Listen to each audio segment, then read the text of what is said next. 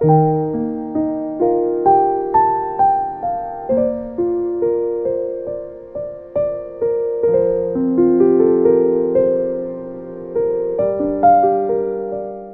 my kant af 'n hartlike woord van welkom aan een en elkeen van u op hierdie kosbare dag.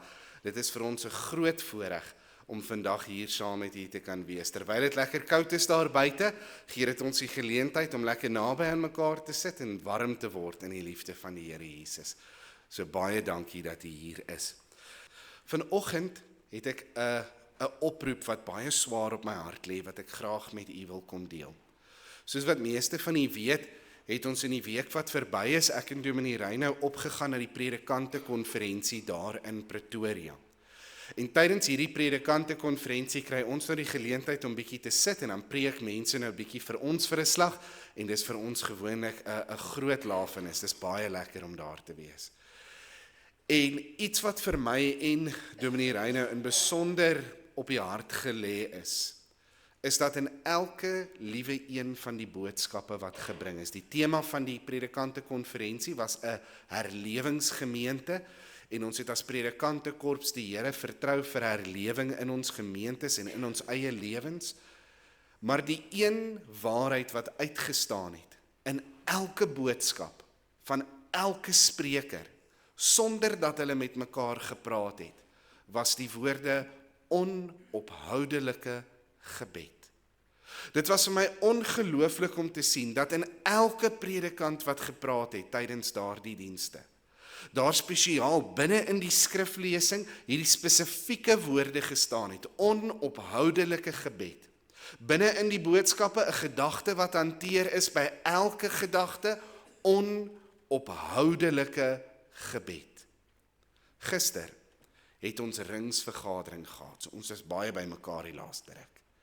En by die ringsvergadering bring Dominee Wimpie Raad vir ons die boodskap en hy preek vir ons uit die gedeelte in Genesis waar Hagar in die woestyn ingejaag word saam met haar seun. En wanneer sy haar seun daar onder 'n bos neergooi en sy 'n stukkie ver weg beweeg, dan sê sy gaan nou ver van haar kind af staan want sy wil nie sien hoe haar kind nou hier van die honger en die dors moet sterwe in die woestyn nie. En dan staan daar hierdie besondere woorde in hierdie gedeelte en dit sê die Here het die gebed van daardie kind verhoor. Nie van die moeder wat geroep het nie, maar van die kind. En Dominee Wimpie trek dit vir ons deur na ons dag toe en hy sê hierdie boodskap wat hy al voorberei het voordat die predikante konferensie aangetree is en voordat hy daar die boodskappe gehoor het was. Dit is die gebede van die kind wat verhoor is. Die gebede trek hy toe deur van ons gemeente wat verhoor word. Nie net die gebede van die predikant nie. En daarom het ek en Dominee Reinhou gevoel dat ons regtig, baie ernstig, met elkeen van u wil kom praat. En vir elkeen van u wil kom sê, ons is deel van hierdie gemeente. Ons is lede hiervan. Hierdie gemeente is 'n deel van wie ons is, dis 'n deel van ons geestelike lewe. Dis hierheen waartoe ons kom as ons sê, ons wil hoor wat die Here vir ons wil sê. Is dit nie? Dis hier waar ons ander kinders van die Here ontmoet en in daardie gemeenskap met mekaar saamleef. Wil ons nie saam bid nie?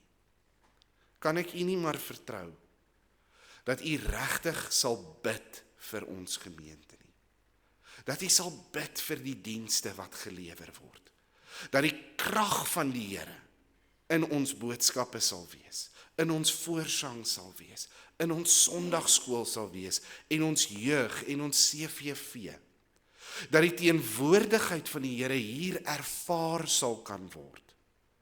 My liewe vriende, u kan vir my en Dominee Reinhou op soveel preekkursusse stuur, dat ons nader aan die beste, mees geleerde, mees aanvaarbare preke in die wêreld preek. Ons kan die voorsangers op wêreldtoere stuur om voorsang te gaan oefen en voor te berei en te kom lewer met absolute pyklas soos wat hulle doen. Maar as dit nie die krag is van die Here wat in ons gemeente is nie, sal dit dood wees. En daarom wil ek regtig kom vra. Ek wil kom pleit vanoggend. As jy my kon sien op my knieë agter hierdie kansel, dan het ek op my knieë gegaan. Maar as ek nou dit doen, gaan dit lyk soos die wegraping. Julle gaan 'n stem hoor, maar niks sien nie. En ek wil regtig vir u kom vra, bid vir ons gemeente. Kom 8:00 op 'n Sondagoggend en kom bid saam met ons vir hierdie diens. Daar's min van ons wat opdaag. En ek loof die Here vir elkeen wat daar is, maar daar's 'n plekkie vir jou. Kom bid saam met ons, dat die krag van die Here in daardie diens sal wees. Dat die teenwoordigheid van die Here ervaar sal word. Dat ons gemeente 'n herlewingsgemeente sal wees, nie ter wille van ons eie groei of ons finansies of enige van daardie dinge nie, maar sodat siele in ons dorp gered kan word. Dat hulle die woord van die Here kan hoor. My vriende, ons leef in die laaste dae. As jy dit nie weet nie, kyk jy nie nuus nie. Nog nooit in die geskiedenis was die tyd so ryp vir die Here Jesus se koms as wat dit vandag is nie. Ons moet 'n besluit maak watter tipe gemeente ons wil wees in hierdie laaste uur. En my hart is, my gebed is, dat ons 'n biddende gemeente sal wees. En dat die Here ons regtig sal vind waar ons hom vertrou vir die redding van siele. So kom bid volgende Sondag saam met ons, asseblief. En die Sondag daarna, en by die huis, en by die bidure, en so gereeld, en so dikwels as wat u kan. Gebed is nie werk nie, gebed is lewe. Dis soos asemhaal. Dis nodig vir jou geestelike lewe. Kom bid saam. Dis die gebedstyd. Here, dit is werklik ons gebed, dat die Gees oor ons vaardig sal word. Dat u in u krag en in u heerlikheid sal kom. Dat u Vader, Seun en Gees vir ons sal wees. Dat u verheerlik sal word. Dat u geëer sal word as koning van ons harte vir ewig. Dankie vir u teenwoordigheid vanmôre. Dankie vir u genade. Ons gee hierdie boodskap, Here, oor aan die Gees. Amen.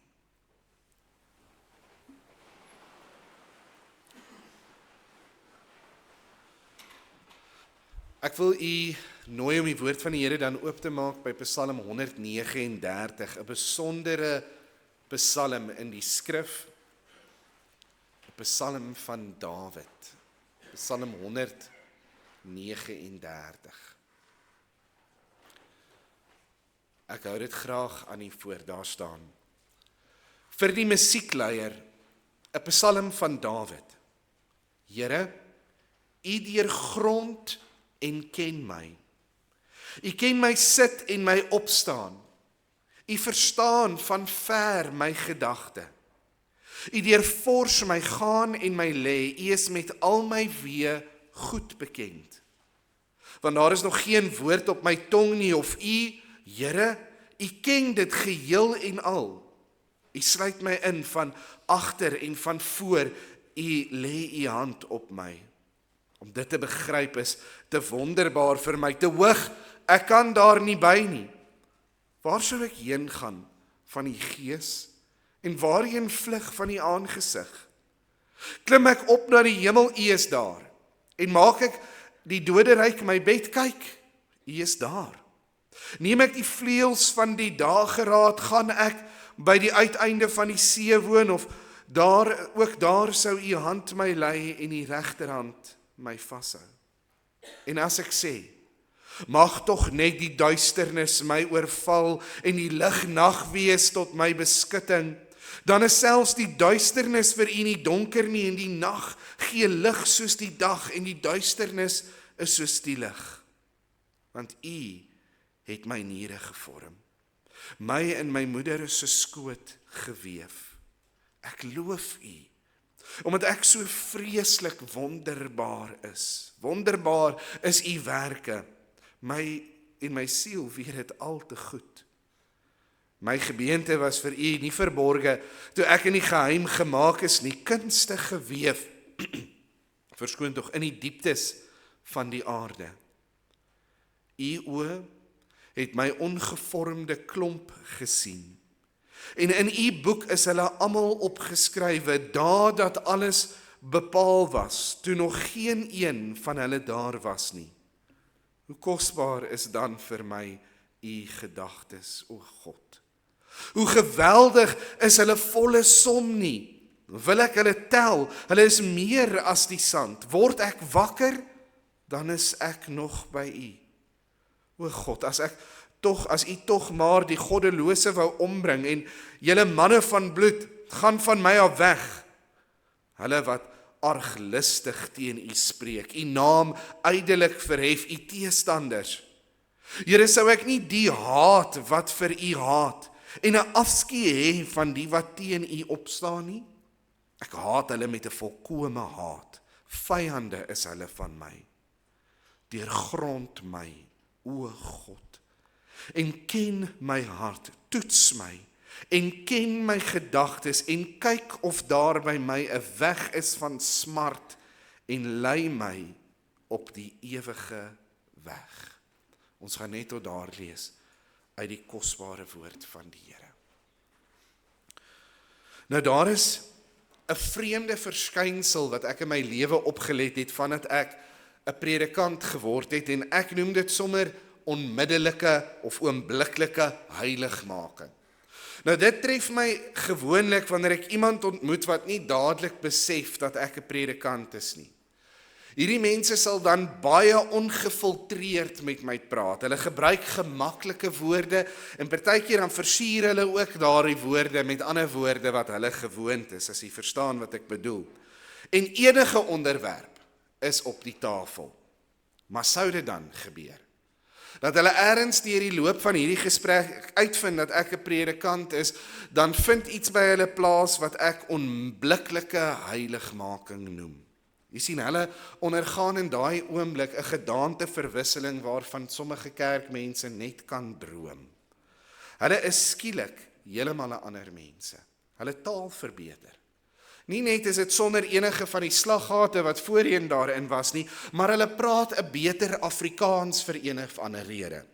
Dieselfde Piet wat my nou net vertel het hoe hy 'n hele broddel brandewyn in een soop kan weglê, is nou baie besorg oor die dalende getalle en die gemeentelike plaag van onbetrokkenheid. Ek vind dit gewoonlik nogal snaaks. Want ek besef dat daar niks spesiaal is aan my of aan my beroep nie, ek is maar net 'n doodgewone mens. Predikante is mense net soos enigiemand anders, vol van foute en uitdagings, net soos al die ander mense. Daar is geen sin in hulle optrede nie. Wat ek van iemand se geestelike lewe afdink, gaan hulle nie een treetjie nader aan die hemel kry nie, en nie een treetjie verder van die hel afhou nie. Daar is maar geen rede om voor te gee nie. En tog verstaan ek op 'n manier die optrede. Jy sien, van kleins af word ons geleer dat die mense in wie se teenwoordigheid jy is, so 'n bietjie van 'n bepaling het op hoe jy jouself moet gedra. Jou ma sê vir jou as jy klein is, jy sal nie so met my praat nie, ek's nie een van jou speelmaats nie.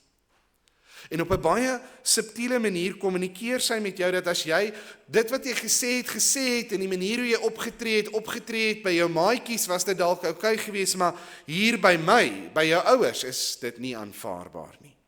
Ons tree verskillend op teenoor ons kollegas, teenoor mense met gesag en sonder gesag in ons lewens, teenoor ons ouers, teenoor ons huweliksmaats, teenoor ons kinders, teenoor elke verskillende mens wat ons in ons lewens teekom. En dis eintlik doodnormaal.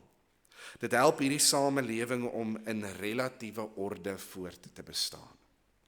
En is ook toevallig wat ek dink besig is om te gebeur in Psalm 139. Jy sien, in Psalm 139 skryf Dawid vir ons 'n gedig. Maar in hierdie gedig vertel hy vir ons eintlik 'n verhaal. Dis asof Dawid sy oë toesluit en homself opneem tot in die troonkamer van God, en daar in God se troonkamer 'n oomblik kry om by die Here te sit en vir die Here te kan kyk.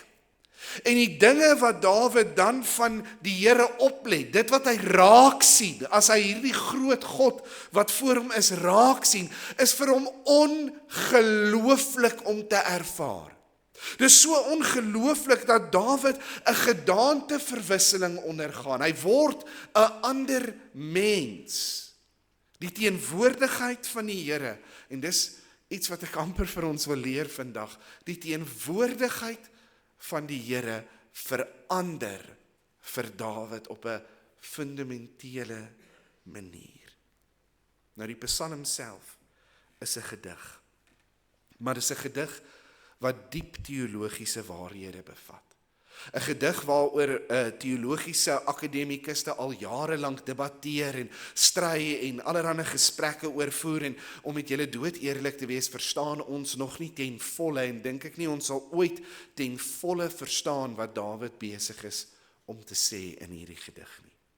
Ons kan 4 strofes raak sien in die gedig, dat ek nou 'n bietjie my ou Afrikaanse juffrou trots maak. Elkeen van hierdie strofes bevat 'n besondere betekenis, daar's 'n boodskap by elkeen. Die eerste strofe beskryf God se alwetendheid, die feit dat God alles weet. Strofe 2 beskryf God se alomteenwoordigheid, die feit dat God oral ten alle tye is. Strofe 3 beskryf God as skepper, en strofe 4 beskryf Dawid se reaksie op die eerste 3 strofes. Met ander woorde, in strofe 1, 2 en 3 kyk Dawid na God, en dan in strofe 4 kom wys Dawid vir ons hoe het dit wat hy gesien het, hom kom verander. En op daai manier kan ons die gedig eintlik in nog 3 dele verdeel. Vers 1 tot 12 wat handel oor die God se vermoë, vers 13 tot 18 wat praat van God se gesag, en vers 19 tot 24 wat praat van God se kinders. Nou het ek al vir u gesê, Dawid skryf hierdie gedig asof dit 'n getuienis is. Hy wil vir ons kom vertel wat hy gesien het toe hy daar voor die Here gestaan het, en wat hy ervaar het, en hoe hierdie ervaring van God, hierdie teenwoordigheid van God hom op 'n ongelooflike manier kom verander. En hy self kom erken dat wanneer hy voor God staan en hy hierdie dinge sien, dan is dit te veel vir hom om te verstaan. Dis te groot vir hom om te besef wat aangaan. In vers 6 skryf hy die volgende woorde. Hy skryf, om dit te begryp, om te verstaan, met ander woorde wat ek raak sien, is te wonderbaar vir my, te hoog, en ek kan daar nie by nie. Nou daai versie het my baie bemoedig toe ek Psalm 139 bestudeer het. Want hoe meer 'n mens na die woorde kyk wat Dawid hier neerskryf, en dit wat hierdie woorde beteken, hoe meer besef 'n mens, ons sal as mense nooit werklik ten volle kan verstaan wie God is nie. Hy's te groot, te wonderlik. Selfs as ons na hierdie 3 eienskappe van die Here kyk, hierdie 3 dinge wat Dawid van die Here raak sien, is elkeen van daardie eenvoudige dinge so groot, so heerlik, so asemrowend, dat ons regtig net nie ten volle kan verstaan of begryp wat dit beteken nie. As ons daaroor dink, kom ons uiteindelik by 'n plek uit waar ons sê, Here, dis vir my te groot, te wonderlik, ek kan nie daar verstaan nie, dis vir my te hoog. Maar ten spyte daarvan, verstaan Dawid binne in hierdie Psalm nog steeds genoeg om hom uit te bring by die laaste 2 versies. Jy sien, hierdie laaste 2 versies is waar die slotsom van al hierdie dinge wat hy van die Here raak sien by mekaar kom, en hy sê, Here, hierdie dinge het my kom verander. Hierdie teenwoordigheid van hierdie besef van wie U is, het my gebring by 'n plek van totale oorgawe. 'n Plek waar ek wil sê, Here, ek nooi U in elke deel van my lewe in. In elke kamer in my hart is U welkom. Elke gedagte is vir U gegee. Elke plan wat ek maak behoort aan U. Elke deel van my wese gee ek totaal en al aan U. Hy gebruik die woordjie, dis so mooi Afrikaanse woordjie, deurgrond my, o Here. Daardie woordjie deurgrond my beteken kom soek deur elke liewe deel van my lewe. toe ons jonk was, as ons kuiergaste gehad het, kyk, ek het 4 boeties gehad, en ons was almal seuns, en die huis was, my ma's baie kwaai, so die huis was geredelik skoon, nee, maar ons was maar seuns, so daar was altyd goeders bietjie deur mekaar. Maar as daar mense kom, dan verander my ma in 'n weermagsersant en alles in daardie huis word skoongemaak, ten minste op die plekke waar die mense gaan kom. Maar ons hoop en bid net, hulle maak nie 'n kas oop of kyk onder 'n kind se bed nie, want dan sien hulle alles wat ons gehad het is onder daai bed of in daai kas weggesteek. Maar deurgrond my, deursoek elke laai, maak elke kas oop, kyk in elke kamer van die hart. My gebed is gemeente, dat as ons deur hierdie psalm beweeg vandag, en ek gaan net na die eerste strofe kyk vandag, daar's te veel as ons na al 4 gaan kyk. Maar al kyk ons net na hierdie eerste strofe vandag, werklik dink oor wie die God is wat ons aanbid. Dat ons op dieselfde plek as Dawid sal uitkom, 'n plek waar ons kan sê, Here, dis te groot, dis te wonderlik, dis te heerlik, deurgrond my, o God. Niks wil ek of kan ek van U terughou nie. U is alles en oral vir my.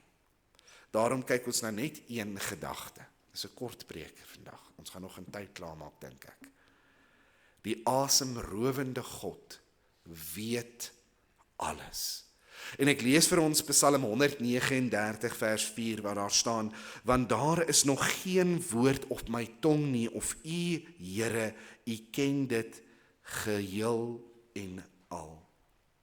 Die eerste strofe van hierdie psalm word dit alreeds duidelik waaroor hierdie eerste strofe, hierdie eerste paragraafie gaan wat Dawid skryf. Vers 1 skryf hy vir die musiekleier 'n psalm van Dawid, U, Here, U deurgrond en ken my. Nou gaan nie vanoggend nie verveel met die Hebreëse woorde nie, maar wanneer Dawid skryf dat die Here hom ken, dan praat hy nie van 'n oppervlakkige ken, soos wat ek miskien my buurman sal ken of die president ken nie. Hy praat hier van 'n diep, persoonlike, intieme kennis. En hy kom nooi die Here en hy kom maak hierdie stelling en hy sê, Here, U ken en U deurgrond my, U deursoek elke deel van my lewe. U ken my ten volle beter as wat ek selfs myself ken. En dan gee hy vir ons 3 voorbeelde van hoe die Here hom ken. Die eerste voorbeeld sê, die Here ken Dawid se planne nog voordat hy hulle beraam het. Psalm 139 vers 2 sê, U ken my sit en my opstaan, U verstaan van ver my gedagte. Nou daardie eerste frase, U ken my sit en my opstaan, is 'n taalstruktuur wat ons 'n merisme noem. Nou 'n merisme is 'n taalverskynsel waar ons teenoorgestelde idees gebruik om die volheid van iets uit te druk. As ek byvoorbeeld in ons taal sal sê, ek nooi oud en jonk uit om te kom kuier by my, dan beteken dit nie net, ek soek die oudstes en die jongstes om te kom kuier en die middelstes is uitgesluit nie. Ek bedoel, almal is ingesluit. En ons het 'n hele paar sulke merismes in ons taal, nê, van heide en verre, kort en lank daarvan. En in ander woorde, ons gebruik 2 teenoorgestelde gedagtes om die volheid van iets te beskryf. En nou sê Dawid in hierdie gedigte, U ken my sit en my opstaan. Nou daardie uitdrukking, my sit en my opstaan, was 'n manier om te sê, Here, U weet alles wat ek doen. As ek opstaan om te gaan werk, dan weet U wat gebeur van daardie oomblik af, dwars deur die dag totdat ek terugkom by die huis, en as ek terugkom by die huis, dan gaan sit ek weer. En elke liewe deel van my lewe ken U ten volle.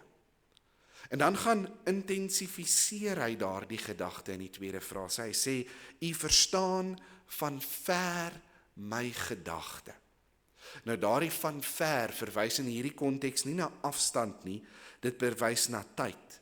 Met ander woorde, nog voordat ek my gedagte ken, ken U my gedagte. U weet wat ek gaan dink, u weet wat ek gaan beplan. In hierdie konteks in verse 2 praat hy van my planne wat ek gaan doen. Met ander woorde, as ek opstaan om iets te gaan doen, u weet alreeds wat my planne was om dit te gaan doen, nog voordat ek eers daardie plan beraam het. U weet hoe dit gaan uitwerk. U weet wat die resultaat daarvan gaan wees. U weet hoeveel ek daarmee gaan sukkel. U weet hoe ek dit gaan regkry of nie regkry nie. U ken my sit en my opstaan. Die tweede voorbeeld. Die Here weet presies wat met Dawid gebeur het, tans gebeur en sal gebeur. Vers 3 sê, U deurvors my gaan en my lê, en U is met al my weë goed bekend. In vers 3 kry ons weer 'n meerisme, nê? My gaan en my lê. Daardie gaan in die oorspronklike taal is die gaan wat jy doen wanneer jy opstaan uit die bed uit. Dan gaan jy nou aangaan met jou dag. En met dit sluit hulle gewoonlik hulle hele lewe in. So as jy in daardie tyd gesê het van my gaan en my lê, dan beteken dit my ganse lewe, alles wat ek in my lewe doen. En dan kom verduidelik hy dit, vir ingeval ons dit nie gevang het nie, in die tweede helfte, en hy sê, U is met al my weë goed bekend. Daardie woordjie weë is miskien 'n ou Afrikaanse woord, dit beteken my paadjie. En ons praat ook van jou lewenspaadjie, nê, hoe jou lewe uitwerk, wat jy in jou lewe doen, die keuses wat jy in jou lewe maak, of jy links gaan of regs gaan, of jy vinnig gaan of stil staan, alles wat jy doen in jou lewe is jou lewenspaadjie. En nou sê Dawid, U ken al my weë baie, baie goed. U weet wat ek gaan doen, wat ek gedoen het en wat ek sal doen. Die derde voorbeeld. God ken die gedagtes en die motiewe van Dawid se binnewêreld nog voordat Dawid hulle self ken. Dis nogal 'n wonderlike gedagte. Vers 4 sê, want daar is nog geen woord op my tong nie, of U, Here, U ken dit geheel en al. En hier praat hy so bietjie van die voorkennis van die Here ook, maar hy sê, daar is nog nie eers iets wat ek gesê het nie, dis ook 'n metafoor vir die dinge wat ek dink, so daar's nog nie eers iets wat ek gedink het nie, Here, of U weet alreeds wat ek gaan sê, U weet alreeds wat ek gaan dink, nog voordat ek dit doen. Almal van ons het al so bietjie met ons voet in ons mond gesit, nê? Nee. Ek sê gereeld as ek iemand met 'n babietjie sien, ag, dis 'n pragtige ouetjie, en dan sê die ma vir my, dis 'n meisiekind. Ek kan nie partykeer sien. Almal van ons het al oor ons woorde gestruikel, maar wanneer ons dit doen, die Here het geweet presies wat ons gaan sê, wat ons gaan dink, wat ons motiewe is, wat alles in ons binnewêreld sal wees, nog voordat ons dit gedink of gedoen het. Die Here ken my geheel en al. Toe ek hierdie gedagte besef en ek berei hierdie preek voor, toe besef ek, die Here ken alreeds elke woord wat ek in hierdie preek gaan sê. En ek het so gehoop, hy kan dalk net vir my 'n e-pos stuur, dan hoef ek nie verder voor te berei nie, maar hy het nie, ek moes self voorberei. Maar die Here ken elke gedagte, hy weet presies wat in my binnewêreld aangaan. So die 3 voorbeelde. Die Here weet wat Dawid se planne is voordat hy dit beraam. Die Here weet wat Dawid se dade is nog voordat hy dit doen. En die Here weet wat Dawid se gedagtes is nog voordat hy dit dink. En nou wanneer Dawid hierdie voorbeelde vir ons noem, dan kom leer hy eintlik vir ons 2 wonderlike dinge van die Here. Die eerste is dat die Here alles weet. Daar is geen kennis wat hy nie het nie, geen raaisel waaroor hy wonder nie, geen geheim wat vir hom gehou kan word nie, hy weet eenvoudig alles. Hebreërs 4 vers 13 sê die volgende, en daar is geen skepsel onsigbaar voor hom nie, maar alles is oop en bloot voor die oë van hom met wie ons te doen het. En nie net weet die Here alles wat was nie, maar die Here weet ook alles wat sal wees. Jesaja haal vir die Here aan in Jesaja 46 vers 9 tot 10. En hoor wat sê die Here van homself. Hy sê, dink aan die dinge wat tevore was. Hy sê, dink aan die geskiedenis. van ouds af, van die begin af, dat ek God is, en daar is geen ander nie, ek is God, en daar is niemand soos ek nie, en dan hoor hoekom sê hy so, wat van die begin af verkondig die einde, en van die voortyd af wat nog nie gebeur het nie, wat sê, my raad sal bestaan, en al wat my behaag sal ek doen. Daar is geen duideliker vers, dink ek in die hele Bybel, wat vir ons sê, die Here weet eenvoudig alles oor alle tye, gister, vandag en môre is vir hom oop en bloot. Daardie dinge wat jy dink, wat jy voel, daardie dinge wat met jou gebeur het in jou lewe, elke liewe deeltjie ken God. Nou Dawid, wanneer hy na die Here ken en hy sien hierdie dinge van die Here raak, dan bring dit hom op 'n ongelooflike manier by vers 5 uit. En hy reageer so 'n bietjie op hierdie kennis van die Here in vers 5. Hy sê, U sluit my in van agter en van voor, U lê U hand op my. Nou as mens nie na die Hebreëus gaan kyk nie, dan mis mens partykeer iets baie subtiel in hierdie gedeelte. Jy sien daardie woordjie wat in ons Bybel vertaal is as sluit my in, is 'n militêre term. Dit beteken nie om iets te omvou soos wat hy kon gebruik het, of reg rondom iets te staan soos wat hy kon gebruik het nie, maar is 'n militêre term om te beskryf wat 'n weermag sou doen wanneer hulle 'n stad aangeval het. Wanneer hulle daai stad aangeval het, en daai stad het sulke lekker hoë mure rondom gehad, kon hulle baie keer nie tot binne in die stad kom om die oorlog te wen nie. So wat hulle dan gedoen het, is hulle het reg rondom daardie stad gaan trek, en as hulle reg rondom daardie stad gaan staan het, dan het hulle seker gemaak, niemand kom by die stad in nie, en niemand gaan by die stad uit nie. En dit het groot probleme vir die mense binne in die stad veroorsaak.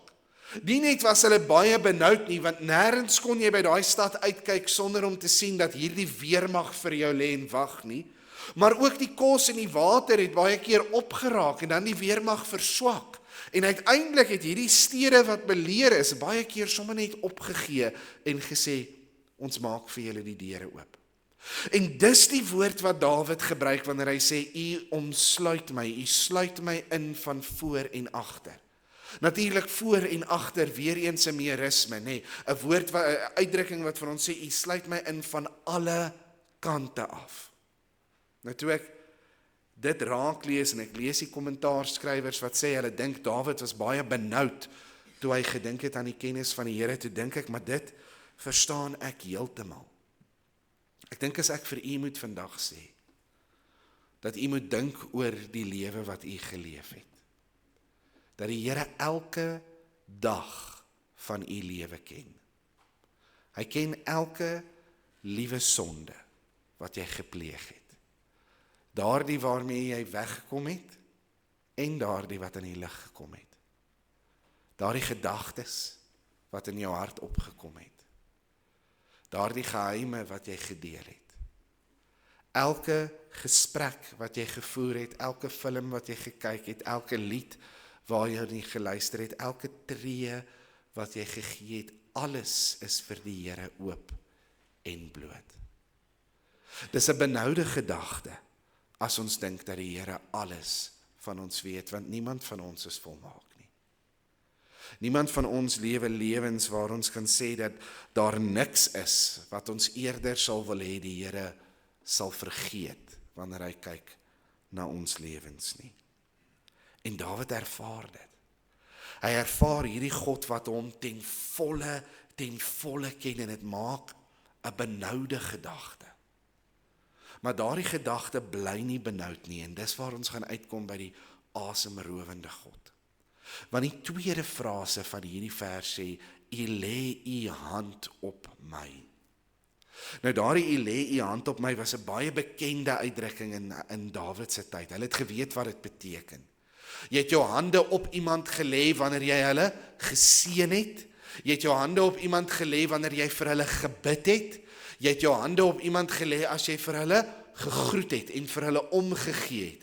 So dis hierdie geweldige positiewe beeld, hierdie geweldige beeld van aanvaarding en liefde en omgee. So nou wil ek hierdie twee gedagtes bymekaar bring en hierin sien ek vanoggend die asemrowende God wat ons dien. Want ten spyte van die feit, liewe gemeente, dat die Here Dawid in sy volheid geken het, dat hy geweet het elke keer wanneer Dawid 'n sondige gedagte gedink het, dat hy geweet het wat Dawid met Barseba sou gedoen het, dat hy geweet het Dawid se mislukking, sy tekortkome, sy menslikheid, elke keer wat hy die Here sou teleurstel, elke keer wat hy sy rug op die Here sou dra, ten spyte van die magdom van daardie sondes, lê die Here nog steeds sy hand van liefde en genade op Dawid. En dit bring my by 'n ongelooflike toepassing. Dis die boodskap wat ek vir u het vanoggend. Die Here ken u volkome. U hele lewe, elke gedagte, elke tree, selfs die hare op u hoof is geskrywe in sy boek. Maar vanoggend kom herinner hy u dat hy u ten spyte van dit steeds liefhet. As u nog nie in 'n verhouding met die Here Jesus staan nie, as u nog nie getuig van wedergeboorte nie, die saak is nog nie reg met die Here Jesus nie, dan wil hy vanoggend vir u sê, hy weet wat jy gedoen het, wat jy tans mee besig is in jou lewe, en hy weet selfs wat jy nog gaan doen. En ten spyte van dit, het hy jou so lief, dat hy sy enige gebore seun gegee het, om aan 'n kruis te sterf, sodat jy mag lewe. Daar is geen diepte, so diep, dat sy genade jou nie kan vang nie. Liewe vriende, ek het in matriek my saak met die Here reggemaak. In matriek het ek een aand, sonder dat iemand met my daaroor gepraat het, of daar enigiets gebeur het, in my bed gelê en dink, en ek het besluit, ek het met die Here gepraat en gesê, ek wil my saak met die Here regmaak. En na daardie dag, het ek groter droog gemaak as die som totaal van alles wat ek voorheen gedoen het. En die Here het daardie dag, toe ek 18 was, elke deel van my lewe geken. Elke gedagte, elke tekortkoming, en het gesê, ek het jou nog steeds lief. Die Here het jou ongelooflik lief. So lief dat mens by vers 6 uitkom, ek kan dit nie verstaan nie. Dis te hoog. Dis te heerlik. Hoe kan u my lief hê? Kind van die Here, as u vandag hier staan en u is op 'n pad met die Here en u besef die pad wat u met die Here gestap het is nie volmaak nie. En u besef vandag dat as die Here na elke deeltjie van u lewe moet kyk, dan lyk die Christendom nie so blink en so rein nie. Weet vanoggend dat die Here u met sy hele hart liefhet. Dat hy wag dat u bely en regmaak en sal kom. Hy het u gered en geroep. Ons word nie net gered nie, nee. Gered en geroep. Toe hy elke omstandigheid van jou lewe verstaan het. Toe hy jou hele geskiedenis geken het. Toe hy alles van jou geweet het, het hy die keuse gemaak om jou lief te hê. Kom vandag na die Here. Kom kniel vandag voor die alwetende God. Kom erken vandag dat dit nie nodig is om enigiets vir hom weg te steek of terug te hou nie. Want hy ken jou klaar heeltemal. En hy kies om jou lief te hê. Wat 'n asemrowende God. Kom ons bid saam.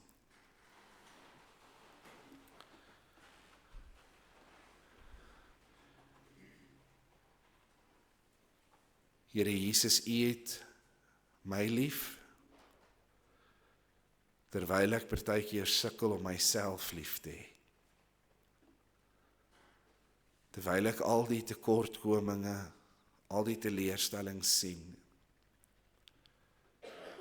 U net die bloed van U seun, wat aan die kruis die volle prys betaal het, vir alles wat ek is, alles wat ek doen. Die genade van die alwetende God is te groot vir my om te verstaan.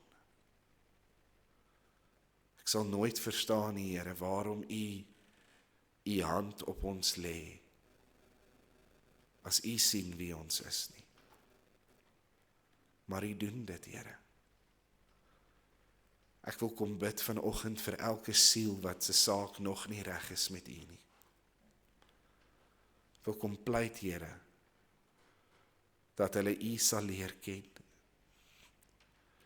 Ek wil kom vra, Here, dat U deur U Gees in hulle harte sal werk, sodat hulle vandag kan erken dat dit nie nodig is om te vlug voor hierdie God, soos Adam en Eva in die tuin gevlug het nie. Dis nie nodig om weg te kruip nie, want Here, U weet alles en U kies nog steeds die liefde van die kruis.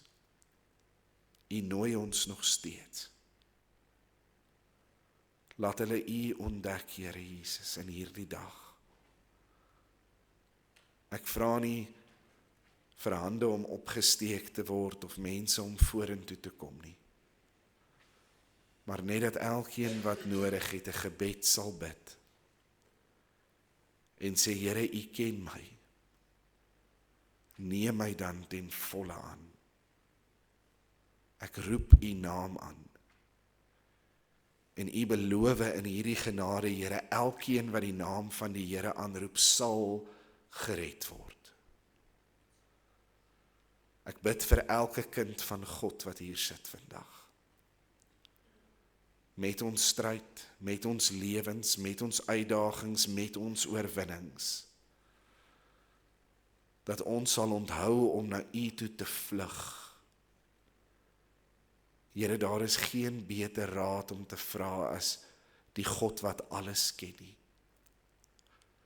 Daar is geen Vader groter by wie ons belydenis kan maak as Hy wat ons reeds vergewe het in sy Seun nie. Daar is nie beter voete om by te sit as die God van gister en van vandag en môre nie. Tot in ewigheid, Here. Amen.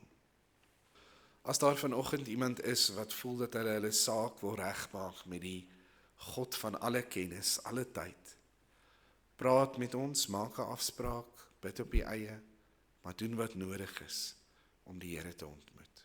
Mag die Here U seën, ontvang dan die seën van die Here. Die genade van ons Here Jesus Christus, die liefde van God ons Vader, en die teer opsoekende gemeenskap van sy Heilige Gees, wees en bly met ons totdat Hy ewig kom en ons ewig ken. Amen.